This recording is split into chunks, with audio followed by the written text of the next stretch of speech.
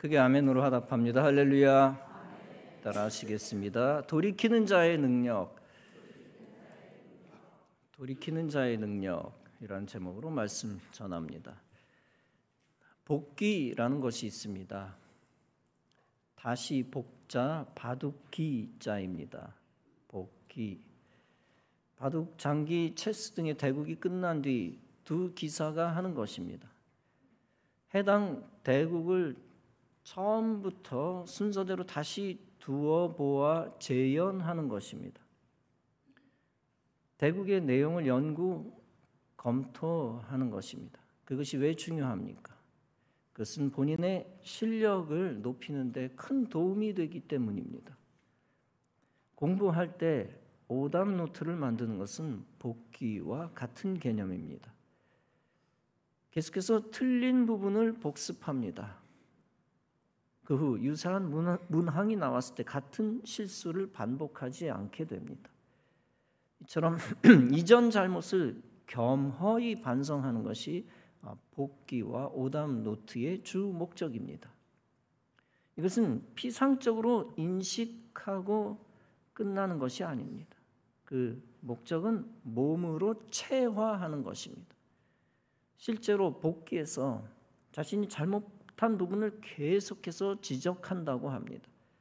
따라서 그 과정에서 엄청난 아픔이 있고 스트레스가 있습니다. 그러나 선수들은 그것을 참아내야 실력이 늘어납니다. 이것은 운동 경기에서도 사용할 수 있는 것입니다. 리플레이 동영상을 보면서 자신을 객관화하고 동작을 수정합니다. 또한 점수를 잃어버린 순간을 떠올리며 스스로 반성합니다. 우리가 공 치는 법을 레슨 받습니다. 그리고 그것을 통해 잘못된 습관을 교정합니다.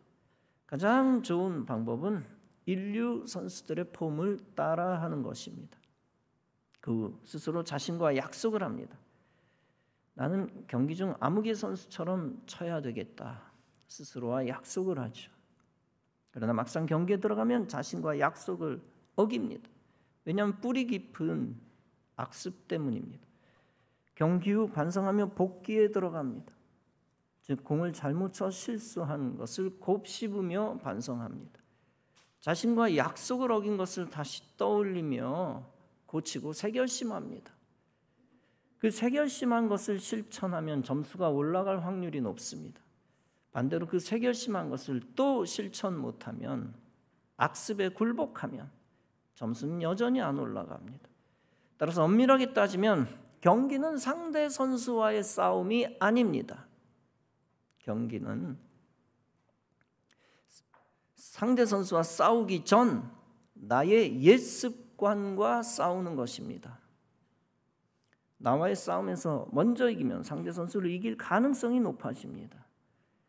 본문의 말씀은 신앙적 차원의 복기라고 할 수 있습니다. 본문에서 사도 야고보는 강조합니다. 너희는 말씀을 행하는 자가 되라. 듣기만 하여 자신을 속이는 자가 되지 말라. 즉 말씀을 듣는 것만 가지고는 하나님의 의를 이룰 수 없다는 것입니다. 들은 말씀을 믿는 자답게 그 말씀에 순종해야 합니다. 그때 비로소 하나님의 의를 이룰 수 있습니다. 말씀을 들을 때 믿음 생기고 믿음이 올라가는 것은 사실입니다. 그러나 믿음이 생겼다 할지라도 말씀을 실천하지 않으면 어떻게 됩니까? 그는 그 말씀을 정말 믿는 자인지 의심을 받습니다. 사도 야고보는 신자가 말씀을 듣기만 하면 자신을 속이는 자라 했습니다. 열왕기하 5장에 나병 환자 나아만 장군이라는 사람이 나옵니다. 그는 엘리야가 치유의 권세를 가졌다는 이야기를 듣고 믿습니다. 그 믿음 가지고 엘리야를 찾아옵니다. 그런데 엘리야가 나아만에게 황당한 명령을 합니다. 당신은 가서 요단강에 몸을 7번 씻으라. 네 살이 회복되어 깨끗하리라. 이 말 듣고 나아만이 노하고 집으로 돌아가려 합니다. 다행히 나아만의 종이 주인 나아만을 설득하여 나아만이 순종합니다. 그랬더니 그의 살이 어린아이의 살같이 회복되어 치유됩니다. 만약 나만이 분노를 멈추지 않고 말씀에 불순종했으면 어떻게 됐을까요? 그는 죽을 때까지 나병을 안고 살다가 죽었을 것입니다. 그런 차원에서 본문 앞절은 말씀합니다. 사람이 성내는 것이 하나님의 의를 이루지 못함이라. 그러므로 형제들아 마음에 심어진 말씀을 온유함으로 받으라. 여기서 성낸다는 것은 1차적으로는 다혈질 성품을 경고한 것일 수 있습니다. 다혈질의 사람이 화를 잘 내기 때문에 인생이 기구해지기 때문입니다. 그러나 근본적으로 성낸다는 것은 하나님의 말씀에 불순종한다는 뜻입니다. 하나님의 말씀의 명령에 즉각 순종하지 않는 것입니다. 하나님의 말씀의 명령이 납득이 안 돼 평가부터 하고 화부터 내는 것입니다. 그러다 보니 불순종하게 되고 결국 하나님의 의를 이루지 못한다는 것입니다. 즉 말씀에 불순종하는 것이 하나님의 의를 이루지 못한다는 얘기입니다. 예수님이 이 땅에 사시는 동안 수많은 사람들을 만났습니다. 당시 예루살렘에 살던 사람은 5만 명이었습니다. 팔레스틴 전역에 거주하는 사람은 70, 80만 명이었습니다. 6월절에만 약 200만 명의 유대인이 예루살렘을 방문했다고 합니다. 이 중 많은 사람들이 예수의 설교를 듣고 기적을 보았을 것입니다. 그럼에도 불구하고 그들 가운데 참된 예수님의 사람은 많지 않았습니다. 예수님의 부활을 목격한 이들은 500명뿐이었습니다. 많은 사람들이 예수님의 가르침을 듣습니다. 그러나 듣기만 하고 불순종하여 구원과 상관없는 길을 갑니다. 결론적으로 듣기만 하고 끝나는 것은 자신을 속이는 것입니다. 지지난주 10명의 정탐꾼 얘기를 했습니다. 그들은 애굽에서 10가지 재앙 기적을 보았을 것입니다. 홍해의 기적, 만나와 메추라기의 기적을 보았을 것입니다. 그들은 하나님이 불기둥과 구름기둥으로 역사하시는 것도 보았을 것입니다. 그 기적들이 하나님의 약속과 관련 있다라고 하는 것을 그들이 무시했습니다. 안타깝게 기적들이 그들의 믿음에 별로 도움이 안 되었습니다. 어마어마한 상상을 초월하는 기적이지만 기적을 보았어도 그들은 믿음을 키우지 않았습니다. 기적이 도움이 안 됐다. 오히려 그들은 이스라엘 민중들을 악하게 선동하는 주동자들이 되었습니다. 결국 그들은 믿음의 사건을 보기만 하고 믿지 않았습니다. 말씀을 듣기만 하여 자신을 속이는 자와 똑같이 되었습니다. 이렇게 자신을 속이고 믿음을 저버리고 그들은 멸망했습니다. 본문에서 사도 야고보는 계속 말씀합니다. 누구든지 말씀을 듣고 행하지 아니하면 그는 거울로 자기의 생긴 얼굴을 보는 사람과 같아서 제 자신을 보고 가서 그 모습이 어떠했는지를 곧 잊어버리거니와 자유롭게 하는 온전한 율법을 들여다보고 있는 자는 듣고 잊어버리는 자가 아니요 실천하는 자니 이 사람은 그 행하는 일에 복을 받으리라. 사람이 거울을 보고 있을 때는 비교적 자신의 얼굴을 잘 관찰합니다. 그러나 뒤돌아서면 그것이 모호해질 수 있습니다. 이처럼 말씀을 듣고 있는 동안에는 그 말씀이 잘 이해됩니다. 그러나 뒤돌아선 후 실천하지 않으면 더욱 잘 잊혀집니다. 이 비유는 참된 지식이란 보고 듣기만 하는 것이 아니라는 것입니다. 참된 지식이란 보고 들은 후 실천할 때 완성된다는 것입니다.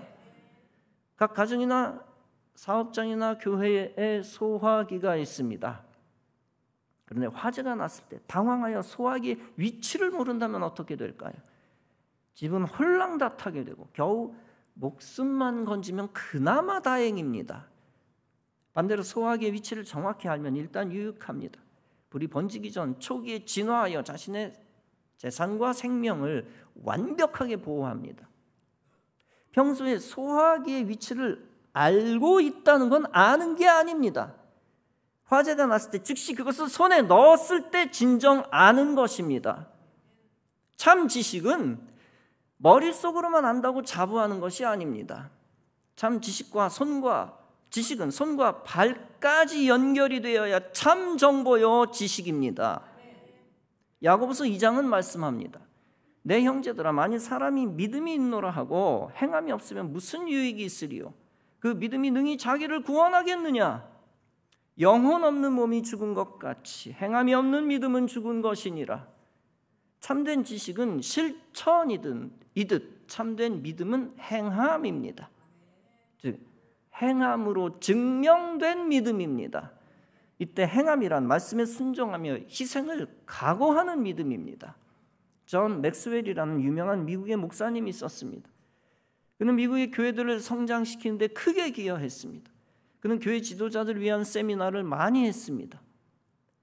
그 세미나를 할 때마다 그가 먼저 목회자들에게 질문을 합니다. 교회 성장을 위한 방법이 무엇입니까? 교회 지도자들은 20분 동안 자신들이 알고 있는 모든 방법을 발표합니다. 존 맥스웰은 그것을 칠판에 모두 씁니다. 칠판에는 교회를 부흥시킬 수 있는 모든 필수 요소들로 넘칩니다. 맥스웰은 다음과 같은 사실을 인정하고 들어갑니다. 우리 모두는 교회를 부흥시킬 수 있는 방법을 알고 있습니다. 그렇지 않아도 우리는 이미 서재 교회 성장 비결책 50여 권을 갖고 있습니다. 그러므로 우리는 이미 그 모든 답변을 알고 있는 것이 아니겠습니까? 그러나 그분이 강조하는 것이 있습니다. 문제는 교회 성장의 비결을 아느냐가 아니라 우리가 과연 기꺼이 교회 성장을 위해 값을 지불하느냐 하는 것입니다. 여러분, 그분의 선언은 오늘 말씀을 분명히 상기시켜 줍니다. 듣기만 하여 자신을 속이는 자가 되지 말라. 사실 이 땅에 정체되어 있는 수많은 교인들의 중심 생각이 있습니다.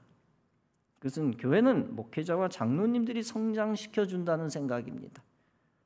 또한 내가 헌신 안 해도 다른 권사들이 헌신해 주겠지라는 생각입니다. 그러면서 왜 이 교회는 정체되어 있는 거야? 라고 지도자와 교인을 원망합니다. 이것은 말씀을 듣기만 하고 행하지 않으며 자신을 속이는 것과 같습니다. 우리는 다른 사람을 원망하기 전에 나를 돌아보아야 합니다. 내가 먼저 헌신하였는가? 내가 먼저 회개하였는가? 내가 말로만 믿는다 하고 사실은 믿지 않고 불순종하지 않았는가? 말씀을 들을 때만 은혜 받았지 정작 은혜 안 받은 자처럼 행동하지 않았는가? 말로는 주님 뜻대로 살겠습니다 라고 하면서 나만 쑥 빠져나오지 않았는가? 말씀의 교훈을 받고도 말씀 배운 적 없었던 자처럼 기만하지 않았는가? 하나님과 약속을 지키지 않고 자신을 속이지 않았는가? 또 육신대로 살아 마귀의 뜻을 이루지 않았는가? 말씀을 들을 때는 여호수아처럼 살겠다고 결심합니다. 두려워하지 않았던 여호수아. 그러나 막상 세상 속으로 들어가 환난 앞에서 두려워 떨며 삽니다. 말씀을 들을 때는 주를 위해 충성하겠다고 결심합니다. 그러나 하나님 대신 세상의 돈, 재물을 택하고 예배가 아닌 세상 미팅, 회담을 택합니다. 마치 하늘의 지식을 처음부터 들은 적 없었던 자처럼 오리발 내밉니다. 말씀에 순종하지 않고 믿음에 따른 대가를 치르려 하지 않습니다. 여러분, 내가 구원의 매뉴얼에 통달했다고 생각만 해서는 안 됩니다. 내가 하늘의 지식을 다 안다고 자부만 해서는 안 됩니다. 내가 주님을 배신하지 않겠다고 말만 해서는 안 됩니다. 내가 하나님 나라를 위해 부귀영화를 버리겠다고 결심만 해서는 안 됩니다. 우린 영적으로 비신앙적 삶을 복귀하고 새 결심하고 새 출발해야 합니다. 과거의 구습을 버리고 돌이키는 자가 되어야 합니다. 우리는 구원의 지식을 알고 있는 자답게 하늘의 권세를 발휘해야 합니다. 믿음으로 두려움을 이기고 마귀를 이기며 나아가야 합니다. 믿음 가진 자답게 죽음을 불사하고 천국을 위해 살아야 합니다. 천국 믿는 자답게 살아야 합니다. 말씀을 믿는 자답게 말씀의 명령에 즉각 순종하며 헌신해야 합니다. 거룩한 비전을 위해 기도한 자답게 과감히 대가를 치러야 합니다. 육신의 쾌락과 세상의 안락을 포기하는 대가를 치러야 합니다. 하루는 예수님이 가라다 지방에 가셨습니다. 그곳에서 귀신 들린 자 2명을 만났습니다. 예수님이 그들에게서 귀신을 쫓아내십니다. 그랬더니 귀신들이 돼지 떼에게로 들어갑니다. 돼지떼는 바다에 돌진하여 모두 몰사합니다. 사실 가나다 지방 사람들이 처음부터 원했던 것이 있었습니다. 그게 뭡니까? 그것은 그 지방의 골칫덩어리, 귀신 들린 자를 처리하는 겁니다. 사람들이 무덤 근처를 지날 때마다 귀신 들린 자들이 발악을 했기 때문입니다. 가공할 만한 힘으로 그 사납고 벌거벗은 귀신 들린 자들이 마을 사람들을 테러했습니다. 그러나 이제 예수님 덕분에 테러범들이 정상적인 사람으로 바뀌었습니다. 그러나 사람들은 전혀 기쁘지 않습니다. 왜냐하면 자신들의 재산, 즉 돼지들이 사라져버렸기 때문입니다. 사람들은 처음에 귀신 들린 사람들을 없애버리고 싶었습니다. 주님으로부터 무료 봉사만 받고 싶었습니다. 그러나 자신들의 돼지는 결코 잃고 싶지 않았습니다. 이들은 하나님이 문제를 저절로 해결해 주시기를 원했습니다. 이 사건을 통해 우리가 알 수 있는 것이 무엇입니까? 사실상 하나님 나라 확장을 위해서는 세상적 대가를 치러야 한다는 것입니다. 영적 구원을 위해서는 세상적 쾌락도 버려야 한다는 것입니다. 사실 귀신들은 가나다 지방 사람들이 영적이지 않다는 것을 알았습니다.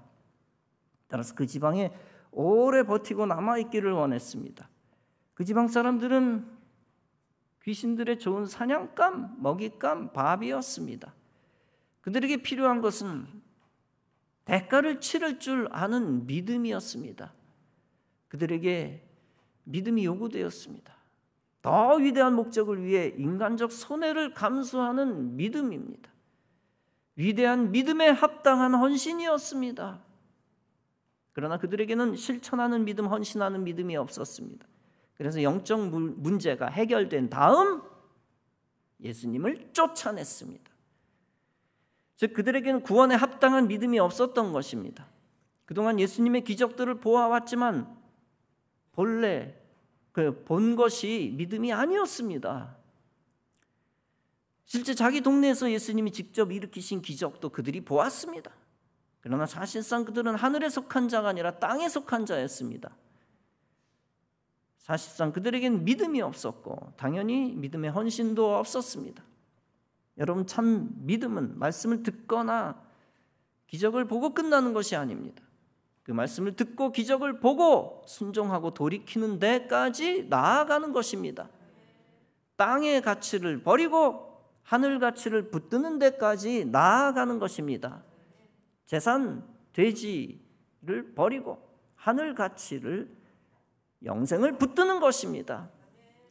어떤 부부가 산에 야영을 갔습니다. 안내원이 말합니다. 자, 이제 뱀이 나타날지 모르겠군요. 그러나 걱정할 거 없습니다. 독뱀은 아닐 테니까요. 그 다음날 남편은 뱀이라면 질색을 했지만 산행을 감행했습니다. 그런데 남편은 산행 후 옷이 찢기고 피를 흘리며 만신창이가 되어 돌아옵니다. 어머나 세상, 이게 웬일이에요? 놀란 아내가 말합니다. 남편이 말합니다. 아, 글쎄 깊은 오솔길을 가는데 뱀이 나타난 거예요. 그래서 벼랑을 15m나 뛰어내리지 않았겠소. 아내가 말합니다. 그러나 여보, 안내원이 뭘 했어요? 뱀은 독이 없다고 했잖아요. 그러나 남편은 다음과 같이 말하면 변명합니다. 독이 없는 뱀이라 해서 내가 뛰어내리지 않았을 것 같소. 여러분, 그 남편은 이미 안내원의 이야기를 믿지 않는 자나 다름없었습니다. 그는 이미 상처 입기도 전에 상처 입은 자나 다름없습니다. 그의 문제는 무엇입니까? 뱀은 그의 진정한 문제가 아닙니다. 진정한 문제는 뱀에 대한 그의 공포증입니다. 여러분, 비유적인 이야기입니다만 참된 팩트, 사실에 대한 믿음, 참된 정보와 생존 욕구는 서로 충돌합니다. 원수입니다. 그런데 생존 욕구가 참된 믿음과 참된 정보를 능가하면 어떻게 됩니까?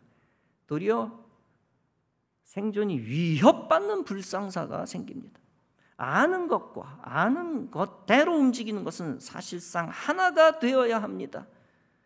그러나 수많은 사람에게 있어서 아는 대로 움직이는 것은 별개입니다. 아는 대로 움직이지 않으므로 사실상 아는 것이 아닙니다. 성경에서 여러 사람들이 생존 욕구에 따라 목숨을 부지하려 합니다. 그러다 하나님이 예비하신 더 큰 축복을 잃었습니다. 롯은 척박한 땅을 외면하고 요단에 물 많은 들을 선택했습니다.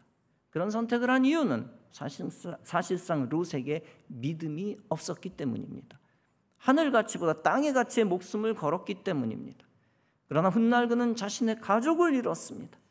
또한 그의 딸들의 비행으로 그는 모압과 암몬 자손의 조상이 되었습니다. 아나니아와 삽비라는 사람 앞에서 믿음 있는 신자인 척했을 것입니다. 그러나 사실상 그들에게 믿음이 없었습니다. 재물을 통한 생존 욕구가 강한 인생들이었습니다. 그들은 하나님의 물질을 숨기다가 목숨을 잃었습니다. 사울 왕은 이스라엘의 초대 왕으로 선택된 자입니다. 수많은 백성들 가운데 왕이 되었으니 당연히 믿음이 큰 자로 여겨졌습니다. 그러나 사실상 그는 믿음이 없는 자였습니다. 하나님이 허락하지도 않았는데도 그는 자신의 왕자리에 집착했습니다. 또한 그는 모든 영광을 하나님께 돌리지 않고 자신에게 돌리고 싶어 했습니다. 그는 믿음 없는 잔혹한 살인 행위를 일삼고 하나님을 대적했습니다. 세상적 생존 욕구와 권력 욕구, 땅의 욕구의 마귀적 노예였습니다. 그러한 그는 자신의 생명을 부지하지 못하고 비참하게 죽었습니다. 그의 영광은 땅에 떨어져 지구 종말 때까지 사울 왕 불명예를 갖고 있습니다. 이 땅에 수많은 생존 욕구에 사로잡힌 자들에게 공통점이 있습니다. 그것은 그들이 지키려고 했던 것을 잃어버린다는 것입니다. 특히 믿음을 통해 얻을 수 있는 하늘 가치를 잃어버린다는 것입니다. 그뿐 아니라 그들이 집착하는 땅의 가치 또한 잃어버린다는 것입니다. 예수님은 하늘 가치를 위해 항상 역설적 진리를 선포하십니다. 예수님은 누가복음 9장에서 말씀합니다. 누구든지 제 목숨을 구원코자 하면 잃을 것이요 누구든지 나를 위하여 제 목숨을 잃으면 구원하리라. 한편 사드락 메삭 아벳느고는 참된 믿음을 가진 자였습니다. 하나님이 자신들을 구원하실 것을 확신했습니다. 그렇다고 해서 생존 욕구에 집착하지 않았습니다. 믿음 붙들기 위해 순교를 각오했습니다. 하나님은 그들의 목숨을 건져주셨습니다. 비록 그들이 순교했다 할지라도 그들은 영원히 성경의 위인이 되었을 것입니다. 여호수아와 갈렙은 믿음을 가진 자답게 행동했습니다. 믿음 없는 다른 정탐꾼들과 달리 하나님의 약속을 믿고 정탐했습니다. 믿음으로 정탐했으니 당연히 믿음으로 뉴스를 전했습니다. 그리고 목숨을 부지하려 하지 않고 하나님 주신 기회를 붙들었습니다. 아브라함은 자기 목숨보다 귀중한 아들 이삭을 제단에 바치려 했습니다. 기드온도 믿음으로 극소수의 병사를 이끌고 수십 배의 대적을 쳤습니다. 가난한 과부도 믿음으로 헌신했습니다. 그는 자신의 생활비 전부인 2렙돈을 헌금했습니다. 그 여자는 살아남으려 애쓰지 않았습니다. 그런 정신은 예수님으로부터 최고의 칭찬을 듣는 조건이 되었습니다. 그의 이름은 기록되어 있지는 않습니다. 그러나 그의 존재와 그의 영예 역시 지구 종말 때까지 이어지고 있습니다. 사랑하는 성도 여러분, 우리가 믿음 있다고 자부하고 끝나서는 안 됩니다. 우리의 믿음을 심각하게 점검해야 합니다. 우리의 믿음에 합당한 행동을 하고 헌신까지 해야 합니다. 또한 우리는 돌이키고 반성하고 반복적 영적 실수를 저지르지 말 것입니다. 영적으로 자만하여 멸망하지 말 것입니다. 우리가 하나님을 알고 하나님의 뜻도 알고 있다라고 생각만 해서는 안 됩니다. 우리는 하나님을 아는 자답게 하나님의 말씀에 온전히 순종해야 합니다. 순종하지 못했던 것이 있으면 회개하고 새 출발해야 합니다. 그렇게 함으로써 하나님이 책임져 주시는 인생이 되어야 합니다. 그러면 하나님께 붙들려 여러분은 하나님의 뜻을 이룰 것입니다. 하나님의 뜻 안에서 하나님이 주시는 영육간의 복을 누릴 것입니다. 믿음은 허상이 아니라 실제이며 능력입니다. 하나님이 원하시는 헌신하는 믿음으로 일생 능력 있게 살아가시기를 주님의 이름으로 축원합니다. 기도하시겠습니다.